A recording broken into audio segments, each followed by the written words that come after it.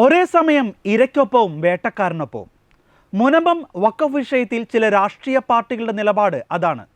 സ്വന്തം നിലനിൽപ്പിനായി ഈ ഇരട്ടത്താപ്പുമായി അവർ പോകുമ്പോൾ തനിക്ക് വോട്ട് നൽകി തന്നെ തെരഞ്ഞെടുത്ത ഒരു ജനത്തോട് ആത്മാർത്ഥതയുടെ കണിക പോലും ഇവർക്കൊന്നും ഇല്ലല്ലോ എന്നോർക്കുമ്പോൾ ഈ ജനാധിപത്യം കശാപ്പ് ചെയ്ത ഇവരോടൊക്കെ പുച്ഛം തോന്നുകയാണ്. വഖഫ് എന്ന കിരാത നിയമത്താൽ തങ്ങൾ അധ്വാനിച്ചുണ്ടാക്കിയ കിടപ്പാടം നഷ്ടമാകുമെന്ന ഘട്ടത്തിൽ സമരത്തിനിറങ്ങേണ്ടി വന്ന ജനത്തിനായി ആത്മാർത്ഥതയോടെ മുന്നിൽ നിൽക്കാൻ ആദ്യമൊന്നും ഒരു രാഷ്ട്രീയ നേതാക്കളും വന്നില്ല. വന്നവരാണെങ്കിലോ വോട്ട് ബാങ്കിൻ്റെയും ചില ഗൂഢലക്ഷ്യങ്ങൾക്ക് മുമ്പിൽ ഒന്നും ചെയ്യാനാവാതെ നിന്നു. എന്നാൽ അവിടെ ഈ പാവപ്പെട്ട ജനത്തിന് രക്ഷകനായി ഒരു പ്രവാചക ശബ്ദമായി ഒരു വൈദികൻ കടന്നു വന്നു. മോശ ഇസ്രായേൽ ജനത്തെ നയിച്ച പോലെ അദ്ദേഹം അവർക്ക് വേണ്ടി പൊരുതി. എല്ലാ അർത്ഥത്തിലും ഒരു വൈദികൻ മുന്നിൽ നിന്ന് പൊരുതിയപ്പോൾ കടലിലെ കൊടുങ്കാറ്റ് പോലെ മുനമ്പം ജനത മാറിയപ്പോൾ മാളത്തിലൊളിച്ച പല രാഷ്ട്രീയ പാർട്ടികളും നേതാക്കളും മുഖ്യധാര വാർത്താ മാധ്യമങ്ങളും ഇന്ന് പുറത്തു വരേണ്ട അവസ്ഥയായി. ഈ പുറത്തു വന്നവർ ഇരയ്ക്കൊപ്പമോ എന്ന് തിരിച്ചറിയാൻ കുറച്ചും കൂടി നമ്മൾ കാത്തിരിക്കണം. പക്ഷേ ഒരു കാര്യം പറയാതെ വയ്യ. കഴിഞ്ഞ 3 വർഷമായി ഈ ജനതയുടെ ദുരിതം കണ്ടിട്ടും കണ്ണടച്ചിരുന്ന നിങ്ങൾ ഇന്ന് കണ്ണു തുറന്നെങ്കിൽ അതൊരു വൈദികൻ്റെ നേതൃത്വത്തിൽ നടത്തിയ ഈ മുന്നേറ്റം കൊണ്ട് മാത്രമാണ്. അതുകൊണ്ട് മുനമ്പം വിഷയം പറയുമ്പോൾ ആ വൈദികനെതിരെ വാക്കുകൾ നിങ്ങൾ ഉപയോഗിക്കുമ്പോൾ പറയാനുള്ളത് ഒന്ന് മാത്രം: ലേശമുളുപ്പ്. എല്ലാവർക്കും നേർക്കാഴ്ചയുടെ ഈ എപ്പിസോഡിലേക്ക് സ്വാഗതം.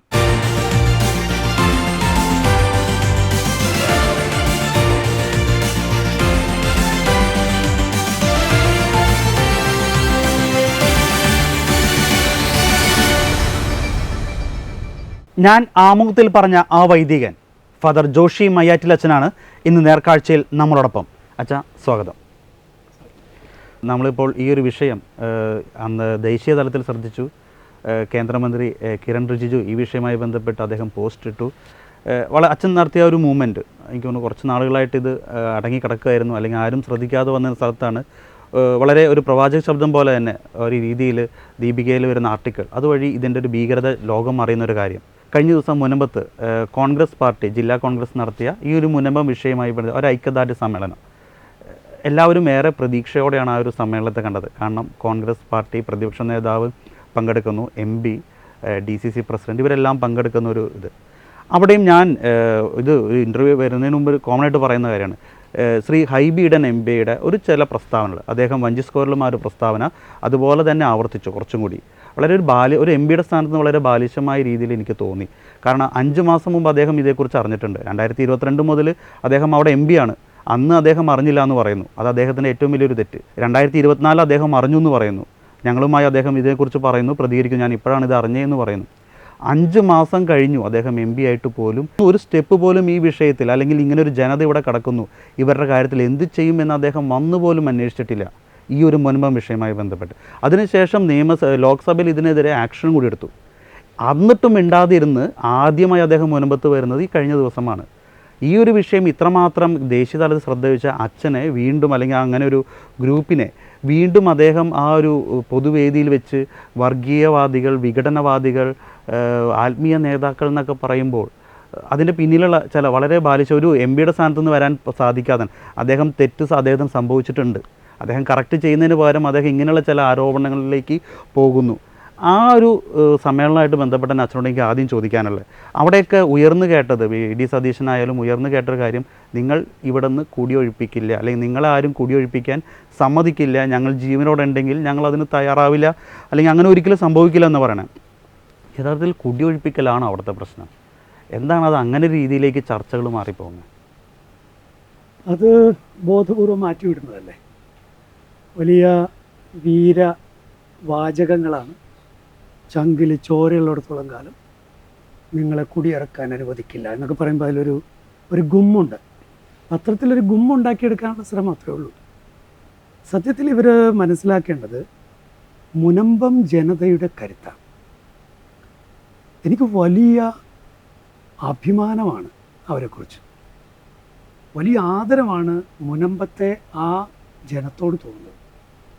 വിഷയങ്ങളൊക്കെ ഇത്രയ്ക്ക് കൃത്യമായിട്ട് പഠിക്കുന്ന ഒരു സമൂഹം, വളരെ കൃത്യമായി നടപടിയെടുക്കുന്ന സമൂഹം. 5 കേസുകളാണ് അവർ കൊടുത്തിട്ടുള്ളത്. ഏത് വിഷയത്തെക്കുറിച്ച് ഇതോടനുബന്ധിച്ച് ഏത് വിഷയത്തെക്കുറിച്ച് ചോദിച്ചാലും ഷാർപ്പായിട്ട് അവർക്ക് അറിയാം. ഇൻഫർമേഷൻ അവർ തരും. ഒരു മീറ്റിങ്ങിൽ അവരൊന്ന് വിളിച്ചു നോക്കൂ, കൃത്യം കാര്യം പറയും. ശ്രദ്ധിച്ചു കാണുമല്ലോ, വഞ്ചി സ്ക്വയറിലെ ചർച്ചകളെല്ലാം ഒരു വഴിക്ക് തിരിച്ചുവിടാൻ ശ്രമങ്ങളുണ്ടായപ്പോൾ ഏറ്റവും ഒടുവിൽ വന്ന മുനമ്പത്തുനിന്ന് വന്ന 3 പേരാണ് കറക്റ്റ് ഹിറ്റ് ദ ടാർഗറ്റ് കൃത്യമായിട്ട് ചെയ്തത്. എനിക്ക് മുനമ്പത്തെ നിവാസികളോട് വലിയ ആദരവാണുള്ളത്. അതുകൊണ്ട് അവരോട് സഹതാപം കാണിക്കാനോ അല്ലെങ്കിൽ അവരെ അവിടെ നിന്ന് കുടിയിറക്കില്ല, ഞങ്ങൾ കൂടെ ഉണ്ടെന്ന് പറയാൻ ആളുടെ ആവശ്യമില്ല. കുടിയൊഴിപ്പിക്കാമെന്ന് അങ്ങോട്ട് ചെന്ന് നോക്ക്, വിവരം അറിയും. അവർക്കതിനുള്ള കരുത്തൊക്കെ ഉണ്ടെന്നേ, അവർക്കതിനുള്ള ശക്തി ഉണ്ടെന്നേ, അവർക്ക് ലീഗലായിട്ടുള്ള കപ്പാസിറ്റി ഉണ്ടെന്നേ, അവർക്ക് കൂട്ടായ്മയുണ്ടെന്നേ. അപ്പോൾ ഇതൊക്കെ ഇങ്ങനെ ചുമ്മാ പറഞ്ഞ് വിഷയത്തെ വഴിമാറ്റി വിടാനുള്ള ശ്രമങ്ങളാണ്. അതിപ്പോൾ പലരിൽ നിന്നായി കേൾക്കുന്നു. അത് വഞ്ചി സ്ക്വയറിൽ കേട്ടൊരു സ്വരമാണ്. നിങ്ങളെ ആരും കുടിയിറക്കി വിടാൻ ഞാൻ അനുവദിക്കില്ല.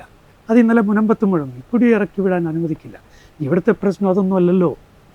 ഇവിടുത്തെ റിയൽ നീഡ് എന്താണെന്ന് ഈ മുനമ്പം പള്ളി ഉൾപ്പെടെയുള്ള കോട്ടപ്പുറം രൂപതയിൽ നിന്ന് ഇറക്കിയ ആ ഇടയലേഖനത്തിലും കോട്ടപ്പുറം മെത്രാൻ്റെ പ്രത്യേകമായ ഒരു കുറിപ്പിലും ഒക്കെ ഉണ്ടല്ലോ. എന്താ വേണ്ടത്? അവരുടെ റവന്യൂ അവകാശങ്ങൾ സത്വരമായി സമ്പൂർണമായി പുനഃസ്ഥാപിക്കും. കൃത്യമാണത്. അപ്പോൾ എന്താണ് ടാർഗറ്റ് എന്നുള്ളത് അവർക്കും അറിയാം, മുനമ്പത്തിലുള്ളവർക്കും അറിയാം, മുനമ്പത്തുള്ളവരെ ആത്മാർത്ഥമായി സഹായിക്കുന്നവർക്കും അറിയാം. ഇനി ടാർഗറ്റ് മാറ്റിവിടേണ്ടത് ആത്മാർത്ഥതയില്ലാത്തവരുടെ താല്പര്യമാണ്. അതിൽ അവർ പെടുകയൊന്നുമില്ല. പിന്നെ കുറച്ചൊക്കെ ചിലരിലൊക്കെ അറിയാത്തവരിൽ കുറച്ചൊക്കെ ഒരു വികാരം ജനിപ്പിക്കാനൊക്കെ ഇടയാക്കുമായിരിക്കും. പക്ഷേ മുനമ്പുംകാരെ അങ്ങനെ പറ്റിക്കാൻ പറ്റില്ല. മറ്റൊരു കാര്യത്തിലേക്ക്, അതായത് ഒരു വർഗീയ രീതിയിലേക്ക് യഥാർത്ഥത്തിൽ ഈ രാഷ്ട്രീയ പാർട്ടികൾ ഇതിനെ തിരിച്ചു വിടുന്നുണ്ട് ഇല്ലേ? കാരണം അവർ പറയുന്നു ചില സംഘടനകൾ, അതായത് മുനമ്പം വിഷയത്തിലൊരു ഗ്രൂപ്പ് തുടങ്ങിയിട്ടുണ്ടെങ്കിൽ ആ വിഷയവുമായി ബന്ധപ്പെട്ട് ജനങ്ങൾക്ക് ഒരു അറിവ് നൽകുക മാത്രമാണ് ആ ഗ്രൂപ്പിലൂടെ സംഭവിച്ചുകൊണ്ടിരിക്കുന്നത്. ഇൻ കേസ് ഒരു അച്ഛൻ നേരത്തെ പറഞ്ഞ പോലെ തന്നെ 1300, 2000 ആളുകളിൽ ചില സംഭാഷണങ്ങൾ പലതും വരാം. അതൊരു പക്ഷേ അഡ്മിന്മാർ കൃത്യമായി നോക്കിയിട്ടുണ്ട്. കാരണം ആ ഗ്രൂപ്പിലൊരു അംഗം കൂടിയാണ് ഞാൻ. കൃത്യമായി നോക്കിയിട്ടുണ്ട്. മോശമായി ഇതെല്ലാം ഡിലീറ്റ് ചെയ്തിട്ടുണ്ട്. എങ്കിൽ കൂടി ചിലപ്പോൾ ഏതെങ്കിലുമൊക്കെ അറിയാണ്ട് വന്ന് പോയിട്ടുണ്ടാവാം. ഡിലീറ്റ് ചെയ്യാൻ സമയം കുറച്ച് ലേറ്റ് ആയിട്ടുണ്ടാവാം. പക്ഷേ അതിനെ ഒരു വർഗീയവൽക്കരിക്കുക അല്ലെങ്കിൽ വർഗീയ സംഘടനകൾ അങ്ങനെ രീതിയിലേക്ക് കൊണ്ടുവന്ന് മുസ്ലിം പ്രശ്നമാക്കി തീർക്കുന്നത് ഈ രാഷ്ട്രീയ പാർട്ടികളല്ലേ? കാരണം ചില കാര്യങ്ങൾ അവർക്ക് മറക്കണമെങ്കിൽ, അല്ലെങ്കിൽ ഇതേപോലെ ഈ ഒരു സ്റ്റേജിൽ കയറിയിട്ട് കുറച്ച് കയ്യടി വാങ്ങാൻ പറ്റുന്ന രീതിയിൽ കുറച്ച് ഒച്ചത്തിൽ സംഭാഷണമൊക്കെ നടത്തണമെങ്കിൽ ഇതൊന്ന് വർഗീയവൽക്കരിക്കണ്ടേ? അങ്ങനെ ഒരു രീതിയിലേക്ക് അല്ലേ ഇതിപ്പോൾ പോകുന്നുണ്ടോ? വ്യക്തമാണ്. അത് അത്തരത്തിലുള്ള ഒരു വർഗീയവത്കരണം രാഷ്ട്രീയക്കാരുടെ ഭാഗത്തു നിന്ന് ഉണ്ടാകുന്നുണ്ട്. രാഷ്ട്രീയക്കാരുടെ ആ വർഗീയവത്കരണം വളരെ ദോഷകരമാണ്, ദ്രോഹകരമാണ്. ദയവ് ചെയ്ത് അങ്ങനെ ആരും ചെയ്യരുത്. ഉത്തരവാദിത്വ ബോധമുള്ള ആരും ഇതിനൊരു വർഗീയ വിഷയമാക്കാൻ ശ്രമിക്കരുത്. പലപ്പോഴും ചിലർ അത് തങ്ങൾക്ക് ഗുണം ചെയ്യും എന്ന രീതിയിൽ വർഗീയവത്കരിക്കും. വേറെ ചിലർ തങ്ങളുടെ ഊരാക്കുടുക്കിൽ നിന്ന് തങ്ങളെ അത് രക്ഷിക്കും എന്ന് പറഞ്ഞ് വർഗീയവത്കരിക്കും. ഇതാണിപ്പോൾ ഞാൻ ഒബ്സർവ് ചെയ്യുന്ന വർഗീയവത്കരണങ്ങൾ. അത് ശരിയല്ല. ഇവിടെ ആരും വഖഫ് വേണ്ട എന്ന് പറയുന്നില്ല. വഖഫ് എന്നുള്ളത് അത് ഇസ്ലാം മതത്തിൻ്റെ ഒരു രീതിയാണ്. വളരെ നല്ല കാര്യമാണ്. അങ്ങനെ ഒരാൾ തങ്ങളുടെ സ്വത്ത് നല്ല രീതിയിൽ നല്ല കാര്യത്തിന് വേണ്ടി ഓഫർ ചെയ്യുന്നു. എന്തൊരു നല്ല കാര്യമാണ്. ക്രൈസ്തവർ അങ്ങനെ ചെയ്യാറുണ്ടല്ലോ. സ്വത്തും ഇതൊക്കെ ഇങ്ങനെയുള്ള കാര്യങ്ങൾക്ക് എഴുതി വെച്ച് കൊടുക്കാറുണ്ട്.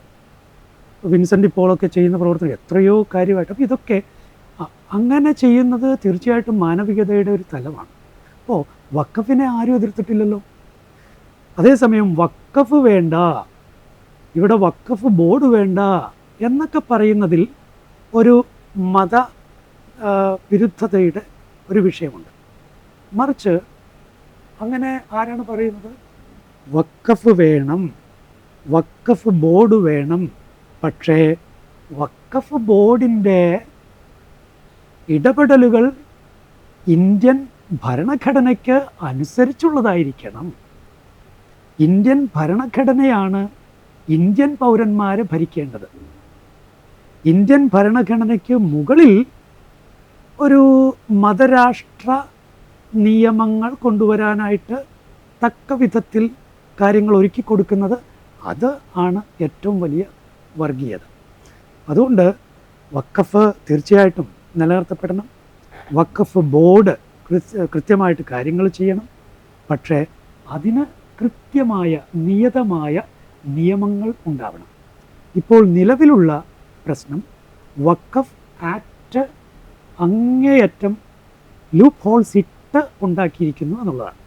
അതായത് തികച്ചും ആർബിട്രറിയായി ആർക്കും എന്ത് തീരുമാനവും എടുക്കാവുന്ന രീതിയിൽ ആണ് ഇപ്പോഴുള്ളത്.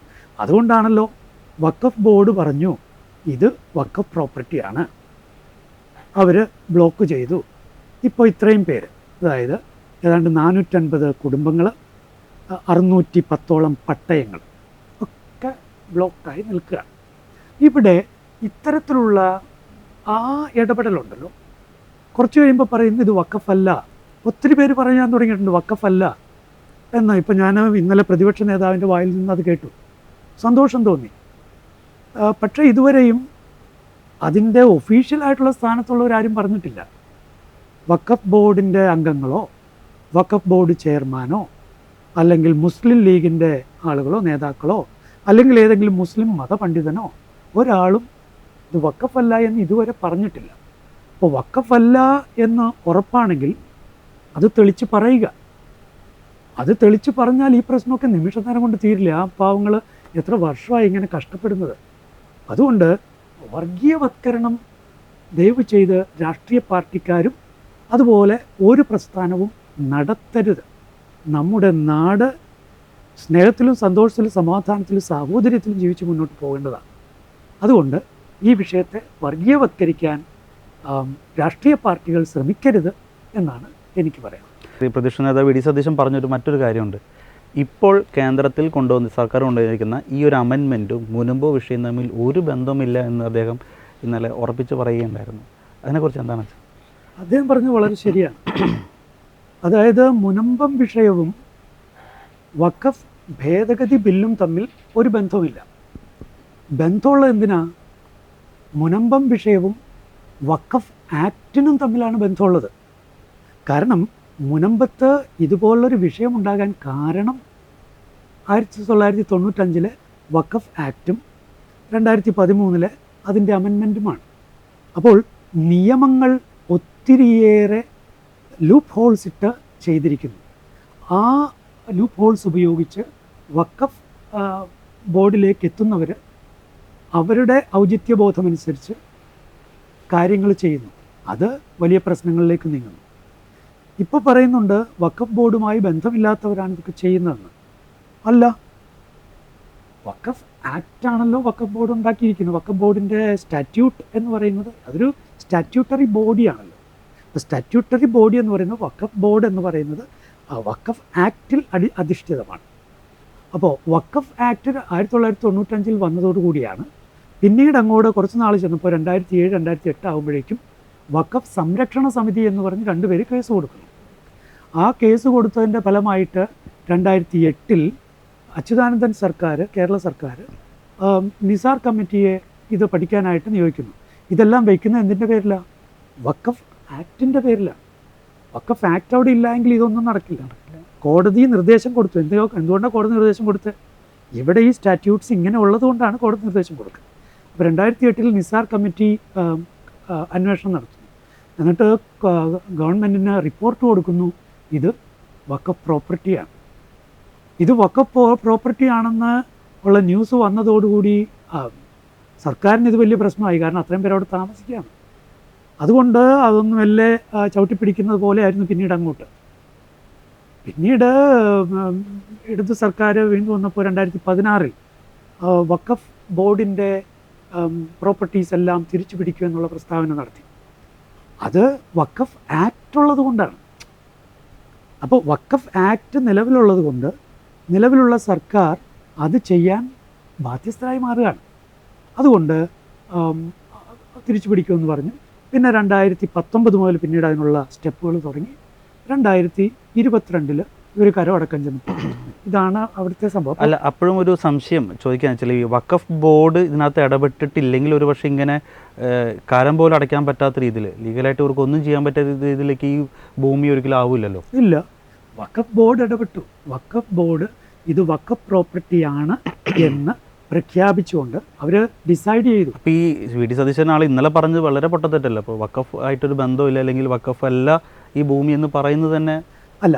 വഖഫ് അല്ല എന്ന് പ്രതിപക്ഷ നേതാവ് ശ്രീ വി.ഡി. സതീശൻ പറഞ്ഞത് ശരി തന്നെയാണ്. അതായത് നിലവിലുള്ള 1950 സിദ്ദിഖ് സേട്ട് കോഴിക്കോടത്തെ ഫറൂഖ് കോളേജിന് ഇത് വഖഫ് ആധാരം എന്ന പേര് മാത്രം വെച്ച് എഴുതി കൊടുത്തു. അപ്പോൾ വഖഫായി നൽകുന്നു എന്നുള്ള വാക്കും അവിടെയുണ്ട്. അങ്ങനെ രണ്ട് പ്രയോഗമാണ്. ഒന്ന് വഖഫ് ആധാരം, രണ്ട് വഖഫായി നൽകുന്നു. പക്ഷേ ഇത് വഖഫ് അല്ല എന്നിപ്പോൾ ഇവർ പറയുന്നതിന് കാരണമുണ്ട്. ഒന്ന്, ഫറൂഖ് കോളേജിന് ഇത് സർവ ക്രയവിക്രയ സ്വാതന്ത്ര്യത്തോടു കൂടിയാണ് കൊടുത്തിരിക്കുന്നത്. അതായത് ഫറൂഖ് കോളേജിന് ഇത് വിൽക്കാം.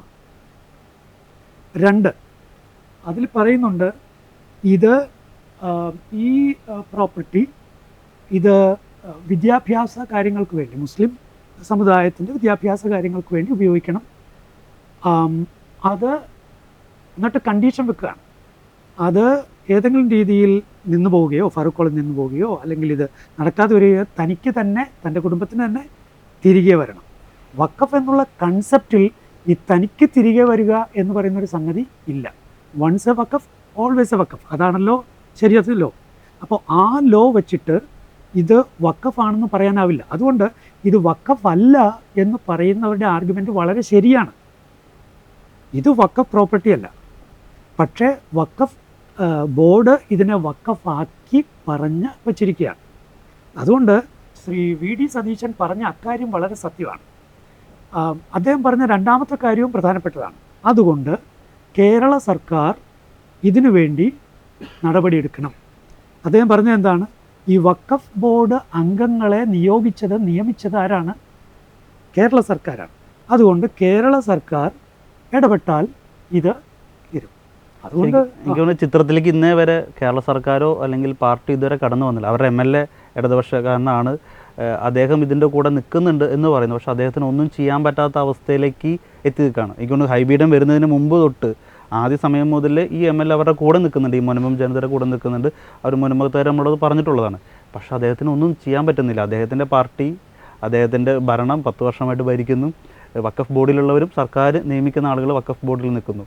അവിടെ ഈ CPM അല്ലെങ്കിൽ സർക്കാരിൻ്റെ പ്രാധാന്യം ഇതുവരെ ഒരു ചർച്ചയിലും നമ്മൾ ഈ ഒരു വിഷയം വന്നിട്ടില്ല.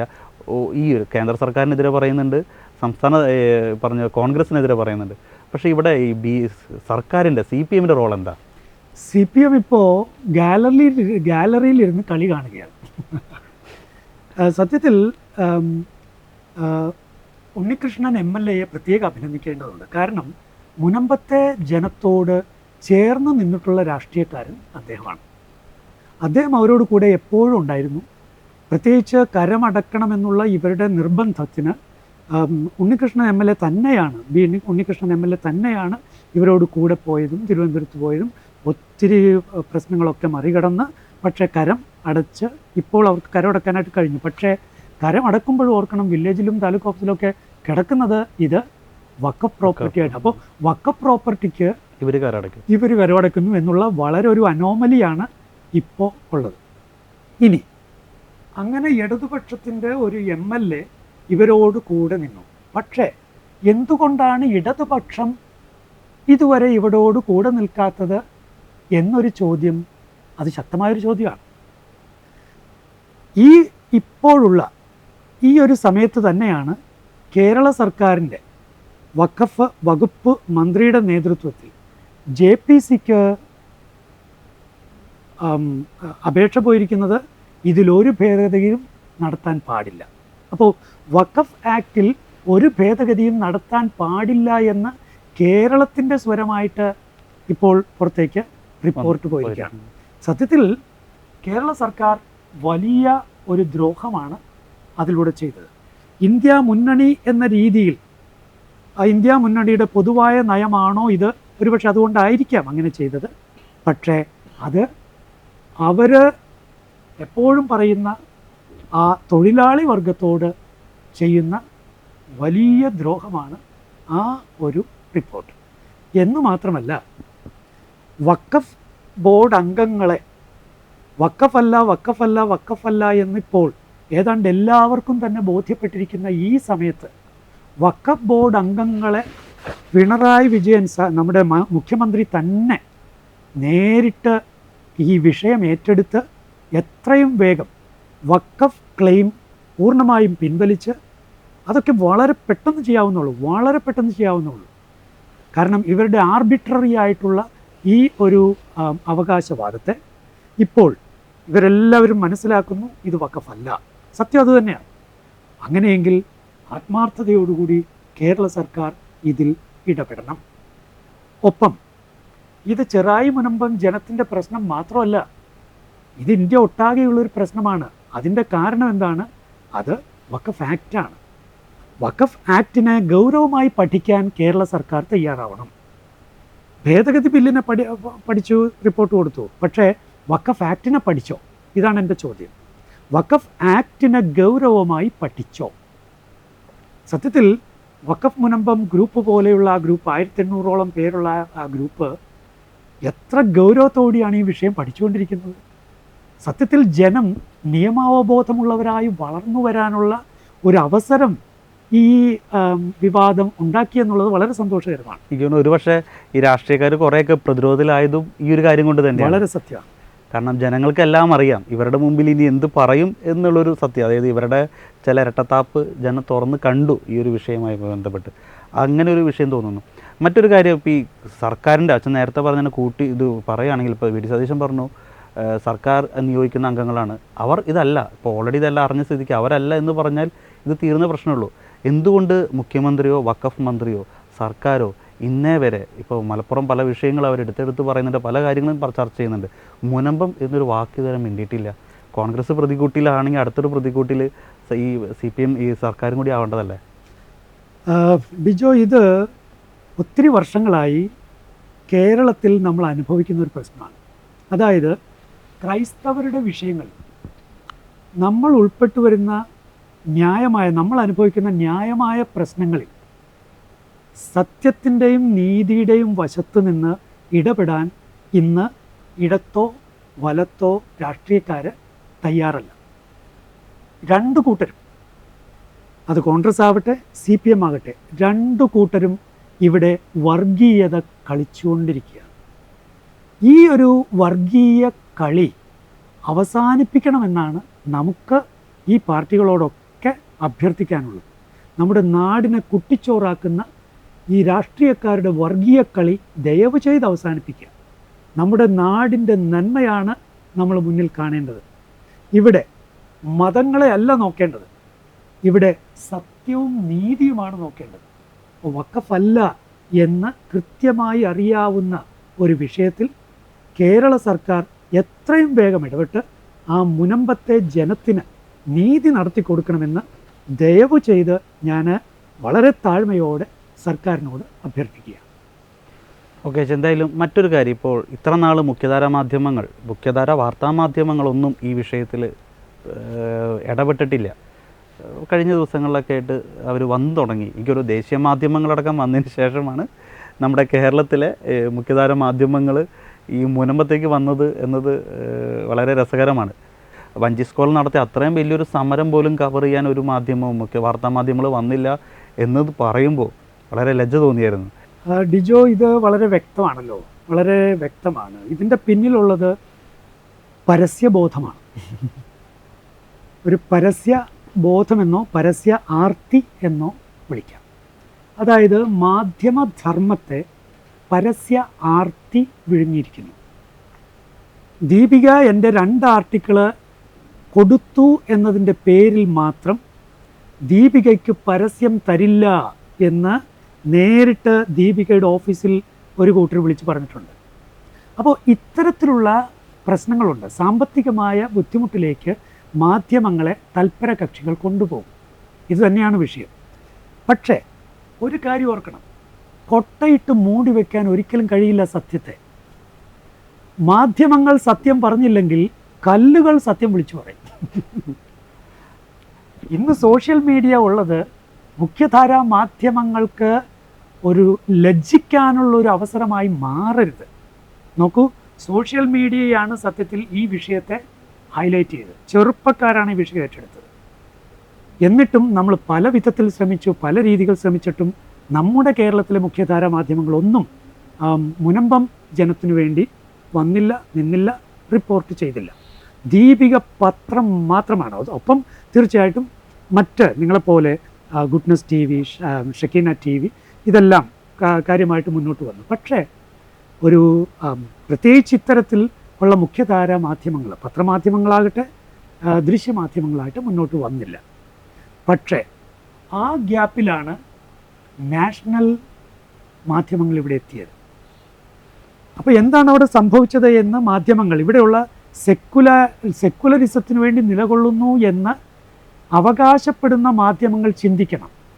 നിങ്ങളുടെ നിശബ്ദതയാണ് ഇവിടെ മറ്റു ചിലർക്ക് വഴിയൊരുക്കി കൊടുത്തത്. ഇവിടുത്തെ മാധ്യമങ്ങൾ ഈ വിഷയം ചർച്ച ചെയ്യുകയും മുന്നോട്ട് കൊണ്ടുവരികയും ഒക്കെ ചെയ്തിരുന്നെങ്കിൽ സത്യത്തിൽ ഈ വിഷയം പണ്ടേ സോൾവ് ചെയ്തു പോയത്. ഇനി രസകരമായ കാര്യം, ഇപ്പോൾ ഇത്രയും നാൾ അവിടെ മുഖ്യധാരാ മാധ്യമങ്ങളൊന്നും എത്തിയില്ല. ഈ ദിവസങ്ങളിൽ ഏഷ്യാനെറ്റ് അവിടെ വന്നു. ഏഷ്യാനെറ്റ് വന്ന് നല്ലൊരു 3 മിനിറ്റോളം നീളുന്ന ഒരു റിപ്പോർട്ടിങ് ഏഷ്യാനെറ്റ് നൽകി.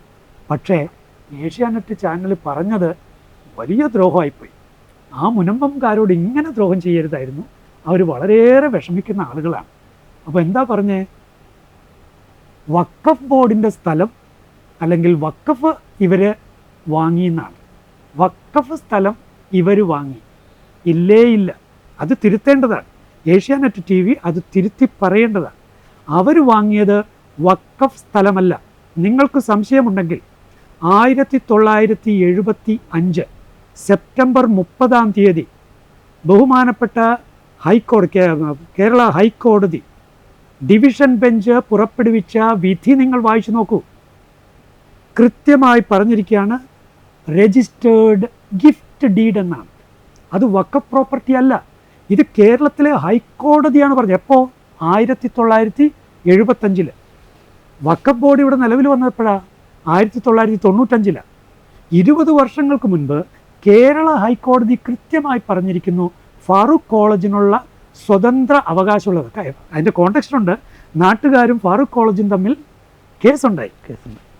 ആ കേസ് ഫാറൂഖ് കോളേജ് വിജയിച്ചു. പറവൂർ കോടതിയിൽ വിജയിച്ചിട്ട് ഫാറൂഖ് കോളേജ് കുറച്ചുകൂടെ അതിനെ മുന്നോട്ട് കൊണ്ടുപോയി, ഹൈക്കോടതി കൊണ്ടുപോയി. അതായത് അവരുടെ ആ അവകാശം പൂർണ്ണമായി സ്ഥാപിച്ചെടുക്കാനും എന്നേക്കുമായി രജിസ്റ്റേർഡ് ആക്കി വെക്കാൻ തന്നെയാണ് അവരത് ചെയ്തത്. അങ്ങനെ ചെയ്തപ്പോൾ 1975 ഹൈക്കോടതിയിൽ നിന്ന് ഇത് രജിസ്റ്റേർഡ് ഗിഫ്റ്റ് ഡീഡ് എന്ന് കൃത്യമായി പറഞ്ഞിരിക്കുകയാണ്. 1975 ഈ വിധി പറയുമ്പോൾ 1954 വഖഫ് നിയമം അവിടെ ഉണ്ടെന്ന് ഓർക്കണം. വഖഫ് നിയമം ഇല്ലാത്ത സമയത്തല്ല ഹൈക്കോടതി അങ്ങനെ ഒരു വിധി പറഞ്ഞിട്ടുള്ളത്. അപ്പോൾ പിന്നീട് സംഭവിച്ചതാണ് നമ്മൾ മനസ്സിലാക്കേണ്ടത്.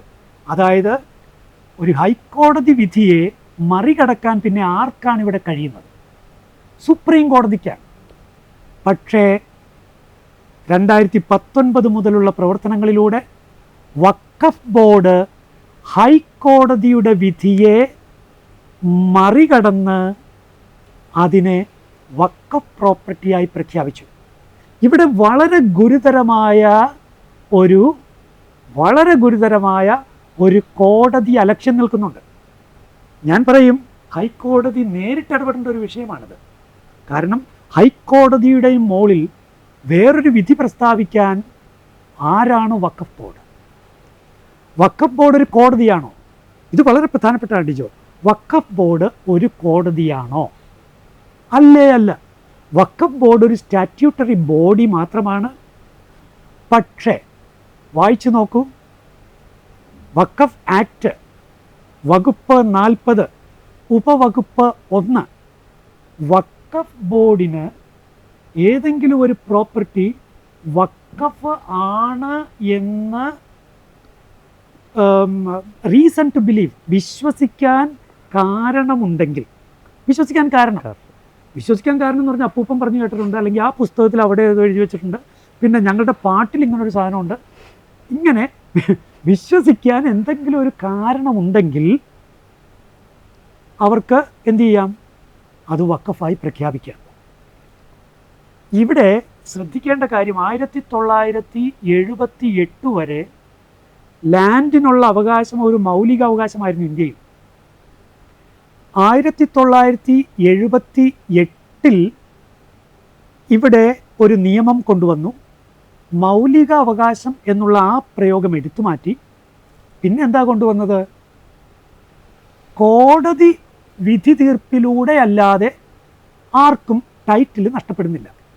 അപ്പോൾ ഒരു ലാൻഡുള്ളയാൾക്ക് ആ ഉടമസ്ഥൻ്റെ കയ്യിൽ നിന്ന് ഈ പ്രോപ്പർട്ടി പോകണമെങ്കിൽ, നഷ്ടപ്പെട്ടു പോകണമെങ്കിൽ എന്തു വേണം? കോടതി വിധി തീർപ്പാക്കണം. ഇങ്ങനെ കൃത്യമായ ഒരു നിയമം ഇവിടെ ഇന്ത്യ മഹാരാജ്യത്ത് ഉണ്ടായിരിക്കെ വഖഫ് ബോർഡ് ഇപ്പോൾ എന്താ ചെയ്യുന്നത്? വഖഫ് ബോർഡ് ഒരു കോടതിയായി കളിക്കുകയാണ്. അതോറിറ്റി ഓഫ് ലോ എന്ന് വെച്ചാൽ സിവിൽ കോടതിയാണ്. അപ്പോൾ സിവിൽ കോടതിക്ക് എന്തൊക്കെ പ്രത്യേകതകളുണ്ട്? സിവിൽ കോടതിക്ക് സിവിൽ പ്രൊസീജിയറുണ്ട്, കൃത്യമായ പ്രൊസീജിയർ ഉണ്ട്. 2, കൃത്യമായ എവിഡൻസ് ആക്റ്റും അവിടെ ഉണ്ട്, അത് വെച്ചിട്ടേ പ്രവർത്തിക്കാൻ പറ്റുള്ളൂ. ഈ 2 സംഗതികൾ ഉള്ള അതാണ് അതോറിറ്റി ഓഫ് ലോ. അപ്പോൾ ഒരു കോടതിക്ക് മാത്രമേ ഒരു വ്യക്തിക്ക് ഒരു ലാൻഡിന് മുകളിലുള്ള അവകാശത്തെ നിരസിക്കാൻ പറ്റുള്ളൂ. വഖഫ് ബോർഡ് ഒരു കോടതിയാണോ? ഈ ചോദ്യത്തിന് ഉത്തരം വേണ്ടേ? വഖഫ് ബോർഡ് ഒരിക്കലും ഒരു കോടതിയല്ല. വഖഫ് ട്രൈബ്യൂണൽ കോടതിയാണ്, അത് സിവിൽ കോടതിക്ക് തുല്യമാണ്. പക്ഷെ അവിടെയും ഈ പറഞ്ഞ 2 കാര്യങ്ങളും നടക്കുന്നില്ല. അവിടെയുള്ള സംഗതി അടിസ്ഥാനപരമായ ശരീഅത്തുലുമാണ്. അപ്പോൾ എന്തു ആവട്ടെ, തിരിച്ചു വരാം. അപ്പോൾ ഈ വഖഫ് ബോർഡ് ഈ പിടിച്ചെടുക്കുന്ന പരിപാടി ഇത് ഇന്ത്യയുടെ ഭരണഘടനയ്ക്ക് തികച്ചും വിരുദ്ധമായൊരു നടപടിയാണ്.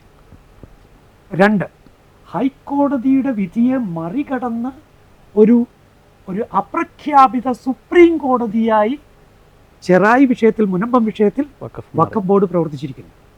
ഗുരുതരമായ വിഷയമാണ്. ഹൈക്കോടതിയുടെ ആ ഒരു ജഡ്ജ്മെൻറ്റിന് കടലാസ് വില പോലും ഇല്ലാത്തൊരവസ്ഥയിലേക്ക് മാറ്റപ്പെട്ടു അവസ്ഥയാണ് കാണുന്നത്. എനിക്കൊന്ന് ഈ വഖഫ് എന്ന് പറയുന്ന പലരും വിചാരിക്കുന്നത് ഇത് ക്രിസ്ത്യാനികൾക്കോ അല്ലെങ്കിൽ ഹിന്ദുക്കൾക്കോ മാത്രം പറയും. എനിക്ക് തോന്നുന്നു മുസ്ലിംസിന് പോലും വഖഫ് പല പ്രശ്നങ്ങളും ഉണ്ടാക്കിയിട്ടുണ്ട്. പല കോളുകളും ഈ ഒരു വിഷയത്തിൽ ഞങ്ങളിങ്ങനെ മുന്നിട്ട് നിൽക്കുമ്പോൾ നേരിട്ട് വിളിച്ച് പലവരും മുസ്ലിംസ് പറഞ്ഞിട്ടുണ്ട് ഇതിൻ്റെ ചില യാതനകൾ. ഒരുപക്ഷെ അവർ ആ ഒരു കമ്മ്യൂണിറ്റിയിലായതുകൊണ്ട് ചിലപ്പോൾ തുറന്നു പറയാൻ പറ്റുന്നുണ്ടാവില്ല. പക്ഷെ അവർ പറയുന്നു ഞങ്ങൾ അനുഭവിക്കുന്ന കാര്യം. അതുകൊണ്ട് തന്നെ അവർ പലപ്പോഴും പറയുന്നുണ്ട് ഈ മുനമ്പം ജനതയ്ക്ക് അവർക്ക് ആ വീട്, ആ സ്ഥലം തിരിച്ച് കിട്ടണം, അതിന് നിങ്ങൾ എന്തെങ്കിലും ചെയ്യണം എന്ന രീതിയിൽ മാധ്യമങ്ങളെ വിളിച്ച് പറയുന്ന മുസ്ലിംസും കൂടിയുണ്ട്. അപ്പോൾ ഇതൊരിക്കലും ഒരു മുസ്ലിം, ക്രിസ്ത്യൻ അല്ലെങ്കിൽ ഹിന്ദു വർഗീയത ഉണ്ടാവേണ്ട ഒരാവശ്യമില്ല. ഇത് വഖഫിന് കിട്ടിയിരിക്കുന്ന അച്ഛൻ നേരത്തെ പറഞ്ഞ ചില ഓവറെന്ന് പറഞ്ഞാൽ കേട്ടുകളില്ലാത്ത ചില അധികാരങ്ങൾ ഇത്ര നാൾ ഇന്ത്യയിലെ ജനങ്ങൾ തിരിച്ചറിയാതിരുന്നൊരു വിഷയം വളരെ സൈലൻ്റായിട്ട് ഒരു സൈഡിൽ കൂടെ ഒരു ഭീമാകാരമായ ഒരു സാധനം ഇങ്ങനെ പോയിക്കൊണ്ടിരിക്കുകയായിരുന്നു ഈ ഒരു ഇന്ത്യ മുഴുവൻ വിഴുങ്ങിക്കൊണ്ട്. ഇതിലൊരു കാര്യം കൂടി നമ്മൾ മനസ്സിലാക്കേണ്ടതുണ്ട്. അതായത് 52,000 മറ്റോ കേസുകൾ ഈ പോർട്ടലിലുണ്ട്, വഖഫ് മെയിൻ്റനൻസ് പോർട്ടലിൽ ഉണ്ട്.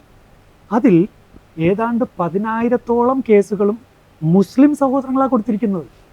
അപ്പോൾ ഈ വഖഫ് ബോർഡിൻ്റെ അധിനിവേശം കൊണ്ട് ഇവിടെ ക്രിസ്ത്യാനികൾ മാത്രമല്ല സഹിക്കുന്നത്. അതിൻ്റെ പിന്നിൽ വേറൊരു ചതി. ഇപ്പം എന്നെ വിളിച്ചിരുന്നൊരു കോള്, അവർക്കൊരു 70 വയസ്സ് കഴിഞ്ഞിട്ടുണ്ട്. ആ വീട് ഒരു വലിയൊരു നമ്മൾ പറഞ്ഞാൽ അറിയാൻ പറ്റും, അത് പിന്നീട് വെളിപ്പെടുത്തുന്നില്ല. ആ ഒരു ഭവനം മൊത്തവും വഖഫ് ഏറ്റെടുത്തിരിക്കുക, എറണാകുളം നഗരമധ്യത്തിലാണ്. അപ്പോൾ ഈ വീട് അവർക്ക് ഏകദേശം പ്രായമായി. അവരിപ്പോൾ ഹൈക്കോടതിയും കോടതികളായിട്ട് ഇങ്ങനെ കുറേ നാളായിട്ട് കരഞ്ഞുകൊണ്ടാണ് അവർ സംസാരിച്ചത് എൻ്റെ അടുത്ത്. ഒരു മുസ്ലിമാണെന്ന് ആലോചിക്കണം, വലിയൊരു മുസ്ലിം കുടുംബത്തെയാണ്, ഏറ്റവും വലിയ കുടുംബത്തിലെ ഒരാളാണ്. അവരുടെ കേസ് നടന്നുകൊണ്ടിരിക്കുക. എനിക്ക് തോന്നുന്നു ഇതെല്ലാം ഇങ്ങനെ നടന്ന് ഒരു പക്ഷേ അവർ കുറച്ചാളയുമ്പോൾ പ്രായമായി മരിച്ചു പോയി കഴിഞ്ഞാൽ പിന്നെ ഇത് ആർക്കുള്ളതാണ്? ഒരാളും കേസ് കൊടുക്കാനില്ല, അത് വഖഫിനുള്ളതാണ്. ഈ ഒരു കുരുട്ടുബുദ്ധി ഒരു പക്ഷേ ഇപ്പോൾ ഈ പറഞ്ഞ മുനമ്പം പ്രദേശത്തും ഇതിപ്പോൾ നമ്മൾ ഇത്രയും ഇടപെട്ടില്ലായിരുന്നെങ്കിൽ ഇങ്ങനെ പോയി കുറേ പേര് വിട്ടുകഴിഞ്ഞു പോവും, ഒരു നിവൃത്തിയില്ലാണ്ട് കുറേ പേര് എന്തെങ്കിലുമൊക്കെ പോവും. അങ്ങനെ പോയി അത് ഒരു പക്ഷേ കുറച്ച് കാലം ശേഷം തങ്ങളുടേതാക്കാം, ഒരു 100 ചില്ലാനം ഏക്കർ അതും ഈ ഒരു മുനമ്പം തീരത്ത് ആക്കിയെടുക്കാം എന്നൊരു ഗൂഢലക്ഷ്യം കൂടി എനിക്ക് തോന്നുന്നു ഇതിന് ഒപ്പം നിൽക്കുന്ന രാഷ്ട്രീയക്കാർക്കും ഉണ്ടായിട്ടുണ്ടാവും. ശരിയാണ്. ഈ നേരത്തെ പറഞ്ഞ ആ വിഷയം ഇന്നലെ ഞാനൊരു എക്സിൽ ഒരു വീഡിയോ കാണുകയായിരുന്നു. 2 ചെറുപ്പം പിള്ളേർ സംസാരിക്കുകയാണ്, ഹിന്ദിയിലാണ്. അവർ പറഞ്ഞ പ്രശ്നങ്ങളെല്ലാം മുസ്ലിം വ്യക്തികൾ വഖഫിൽ നിന്ന് അനുഭവിക്കുന്ന ഗുരുതരമായ പ്രശ്നങ്ങളെക്കുറിച്ച് അവർ പല കേസുകൾ എടുത്ത് സംസാരിക്കുകയായിരുന്നു. ഇന്നലെ ഞാൻ കണ്ട ഒരു വീഡിയോ. ഇതിനെ മുസ്ലിം ക്രിസ്ത്യൻ എന്നൊക്കെ പറഞ്ഞ് വഴിതെറ്റിച്ചു വിടാൻ ആഗ്രഹിക്കുന്നത് വളരെ ദ്രോഹകരമായ. കേരളത്തിലെ പ്രത്യേകിച്ച് മലയാള രാഷ്ട്രീയ പ്രവർത്തകർ അങ്ങനെ ചെയ്യുന്നുണ്ട്. ഇവിടെ നമ്മൾ ചെയ്യുന്നത് വഖഫ് എന്ന് പറയുന്ന അച്ഛൻ നേരത്തെ പറഞ്ഞ പോലെ ആ ഒരു ഭീകരമായ ഒരു അവസ്ഥയ്ക്ക് എതിരാണ് പോരാടുന്നത്. അച്ഛാ, മറ്റൊരു കാര്യം അവസാനം ചോദിക്കുക വെച്ചാൽ, ഇപ്പോൾ നമ്മുടെ കേരളത്തിൽ മീൻസ് KC വേണുഗോപാൽ, നമ്മുടെ ആലപ്പുഴയിൽ നിന്നുള്ള MP, അദ്ദേഹമാണ് പാർലമെൻറ്റിൽ ഇതിനെ ശക്തമായി എതിർത്തത്. ഈ ഒരു വിഷയത്തെ അമെൻമെൻറ്റിന് അദ്ദേഹം കൊണ്ടുവന്നൊരു കാര്യമുണ്ട്. ഇപ്പോൾ റിലീജിയസ് ഡിനോമിനേഷൻ ആർട്ടിക്കിൾ 26-നെതിരാണ് എന്നെല്ലാം രീതിയിലാണ് അദ്ദേഹം ഘോരമായിട്ട്. ആ ഒരു വിഷയത്തെക്കുറിച്ച് വെച്ചൊന്ന് പറയാൻ. അത് വളരെ രസകരമായ ഒരു കാര്യമാണ്. അതായത് പാർലമെൻറ്റിൽ ഒരു പാർലമെൻറ്റേറിയൻ അല്പം പോലും നിയമബോധമില്ലാതെ സംസാരിക്കുന്ന ഒരു കാഴ്ചയാണ് KC വേണുഗോപാലിൻ്റെ ആ സംസാരത്തിൽ നമ്മൾ കണ്ടത്. അതായത് വഖഫ് ബോർഡിനെ ഒരു റിലീജിയസ് ഡിനോമിനേഷൻ ആയിട്ട് അവതരിപ്പിച്ചുകൊണ്ട് ആർട്ടിക്കിൾ 26-നെതിരാണ് ഈ ഭേദഗതി എന്ന് ആണ് അദ്ദേഹം പറഞ്ഞത്. ഡിജോ, ഒരു കാര്യം ഞാൻ കൃത്യമായിട്ട് പറഞ്ഞോട്ടെ. നരേന്ദ്രമോദി സർക്കാർ കൊണ്ടുവന്നിരിക്കുന്ന ഭേദഗതി അങ്ങനെ തന്നെ നടപ്പിലാവുമെന്ന് എനിക്ക് ഒരു അഭിപ്രായമില്ല കേട്ടോ, ഒരഭിപ്രായമില്ല. ഞാൻ തുടക്കം മുതൽ എപ്പോഴും പറഞ്ഞിട്ടുണ്ട്, ഈ ഭേദഗതി അങ്ങനെയല്ല നടക്കേണ്ടത്. മറിച്ച് വഖഫ് ആക്ടിനെ എല്ലാ രാഷ്ട്രീയ പാർട്ടികളും പഠിച്ച് പഴുതടച്ചുള്ള ഒരു നിയമനിർമ്മാണം നടത്തണം. അങ്ങനെ പഴുതടച്ചുള്ള നിയമനിർമ്മാണം നടത്തിക്കഴിഞ്ഞാൽ ഈ മോദി സർക്കാരിൻ്റെ ഗൂഢലക്ഷ്യങ്ങളോടുള്ള പല ക്ലോസുകളും അനാവശ്യമാണ്, അതൊക്കെ ഒഴിവാക്കാവുന്നേ ഉള്ളൂ. അതുകൊണ്ട് ഇനി ഇദ്ദേഹം എന്താ പറയുന്നത്, ഈ ഭരണഘടനാ വിരുദ്ധമാണ്, കാരണം ഇത് റിലീജിയസ് ഡിനോമിനേഷനാണ്, അതുകൊണ്ട് ആർട്ടിക്കിൾ 26-ൻ്റെ പ്രൊട്ടക്ഷനുണ്ട്. ഞാൻ ഇത് മാത്രമല്ല, ഹിന്ദു ദിനപത്രത്തിൽ 2-ാം തീയതി, ഒക്ടോബർ 2-ാം തീയതി ഹിന്ദു ദിനപത്രത്തിൽ സെയ്ദ് സഫാർ മഹ്മൂദ് എഴുതിയൊരു ലേഖനമുണ്ട്. ഫസ്റ്റ് സെൻറ്റൻസ് തന്നെ ഇതാണ്. അതായത് religious denomination under the protection of article 26 എന്ന് പറഞ്ഞാണ് ലേഖനം തുടങ്ങുന്നത്. വലിയ അജ്ഞതയാണ് പ്രകടിപ്പിക്കുന്നത്. നോക്കൂ, ഇവിടെ ഒരു കോടതി വിധിയുണ്ട്, Shirur Mutt case, AAR 1954, supreme കോടതിയിലെ 282, അതാണ് നമ്പർ. ഈ വിധി പ്രഖ്യാപനത്തിൽ സുപ്രീം കോടതി ഇതിൽ വ്യക്തത വരുത്തിയിട്ടുണ്ട്. അതായത് ഒരു മതത്തിലെ വിഭാഗങ്ങൾക്കോ ഉപവിഭാഗങ്ങൾക്കോ മാത്രമാണ് റിലീജിയസ് നോമിനേഷൻ എന്ന സംജ്ഞ ഉപയോഗിക്കാവുന്നത്. അപ്പോൾ അതിൻ്റെ അർത്ഥം എന്താണ്? അതിൻ്റെ അർത്ഥം കൃത്യമാണ്. നിങ്ങളൊന്ന് ഗൂഗിൾ ചെയ്ത് നോക്കൂ, എന്താണ് റിലീജിയസ് ഡിനോമിനേഷൻസ്. അത് ഹൈന്ദവരുടെ അടുക്കാണെങ്കിൽ അത് വൈഷ്ണവ, ശൈവ, ശക്തി, സ്മൃതി അങ്ങനെയൊക്കെയുള്ള വിഭാഗങ്ങളാണ്. ഇനി മുസ്ലിങ്ങളുടെ അടുക്കാണെങ്കിലോ സുന്നി, ഷിയ, സൂഫി, അഹമ്മദീയ ഇങ്ങനെയാണ്. ക്രിസ്ത്യൻസിൻ്റെ അടുക്കാണെങ്കിലോ അത് കാത്തലിക്, ഓർത്തഡോക്സ്, പ്രൊട്ടസ്റ്റന്റ്, പെന്തക്കോസ്റ്റ് ഇങ്ങനെയൊക്കെയാണ്. അപ്പോൾ ഇതാണ് റിലീജിയസ് ഡിനോമിനേഷൻസ്. വഖഫ് ബോർഡ് ഇത് എവിടെയാണ് റിലീജിയസ് ഡിനോമിനേഷൻ ആകുന്നത്? ഇനി MS ദാസിൻ്റെ ലോസ് റിലേറ്റിംഗ് ടു പാർട്ടീഷൻ എന്ന ഗ്രന്ഥത്തിൽ 813-ാമത്തെ പേജിൽ വഖഫ് ബോർഡിൻ്റെ പ്രവർത്തനങ്ങളെക്കുറിച്ച് പറയുന്നുണ്ട്. കൃത്യമായി അവിടെ എഴുതിയിരിക്കുകയാണ്, ഞാൻ വായിക്കാം. A waqf board established under the waqf act is not a religious denomination. കൃത്യം, is not a religious denomination to claim protection under Article 26 of the Constitution. It is not a collection of individuals or a body having common faith and organization. The Waqf Board is not a conglomeration of individuals, and it is not even akin to a company or even a representative body of the Muslim community. It is a statutory body. ഈ statutory body എന്ന് പറയുമ്പോൾ എന്താണെന്നറിയാവോ? വഖഫ് board ഒരു religious institution അല്ല എന്നാണ് അതിൻ്റെ അർത്ഥം. ഇത് ശ്രദ്ധിക്കണം. വഖഫ് എന്നുള്ളത് ഒരു മതപരമായ കാര്യമാണ്. പക്ഷേ വഖഫ് ചെയ്ത സ്ഥലങ്ങളെയും കാര്യങ്ങളെയും കോർഡിനേറ്റ് ചെയ്യാനായി ഗവൺമെൻറ് ഒരു സ്റ്റാറ്റ്യൂട്ടറി ബോഡി സ്ഥാപിക്കുമ്പോൾ അത് പിന്നെ മതസ്ഥാപനമല്ല. പലരും വഖഫ് ബോർഡിനെ ഇപ്പോഴും കാണുന്നത് മതസ്ഥാപനമായിട്ട്. ഇത് വലിയൊരു തെറ്റിദ്ധാരണയാണ്. മതസ്ഥാപനം അല്ല. ഇത് വലിയൊരു ഈ ഒരു അജ്ഞതയായിരിക്കും ഒരുപക്ഷെ അദ്ദേഹം ആ ഒരു ആർട്ടിക്കിൾ, എനിക്ക് തോന്നുന്നു ഇപ്പോഴും പലവരും പറയുന്നുണ്ട് ആർട്ടിക്കിൾ 26 ഇത് മൈനോറിറ്റീസിന് എതിരെ സർക്കാർ കൊണ്ടുവരുന്ന കടന്നുകയറ്റമാണ് എന്നെല്ലാം പറഞ്ഞുകൊണ്ടാണ് വഖഫ്. പക്ഷേ ഇതെനിക്ക് ഇപ്പോൾ കറക്റ്റാണ്, നേരത്തെ പറഞ്ഞ വിഷയങ്ങൾ വെച്ച് നോക്കുമ്പോൾ ഇതൊരിക്കലും മുസ്ലിം ജനതയ്ക്ക് ഈ ഒരു പ്രശ്നത്തിൽ ബുദ്ധിമുട്ടുണ്ട്, ക്രൈസ്തവർക്കും. ഇത് ഇന്ത്യയിൽ താമസിക്കുന്ന ഓരോ പൗരനും ഈ ഒരു വഖഫ് എന്ന് പറയുന്നത് ഭീഷണിയാവാം നാളേക്ക്. എന്തായാലും വെച്ചാൽ ഇത്ര നേരം ഈ ഒരു വിഷയത്തെക്കുറിച്ച് കൂടുതൽ അറിവ്, എന്തൊക്കെയാണ് ഇതിൻ്റെ പിന്നിലെ ചില പിന്നാമ്പുറങ്ങൾ എന്നെല്ലാം കാര്യങ്ങൾ അച്ഛൻ വ്യക്തമാക്കി തന്നു ഇന്നത്തെ ഈ ഒരു നേർക്കാഴ്ചയിൽ. അച്ഛൻ്റെ പ്രവർത്തനങ്ങൾ അത് ലോകം തിരിച്ചറിയുന്നുണ്ട്.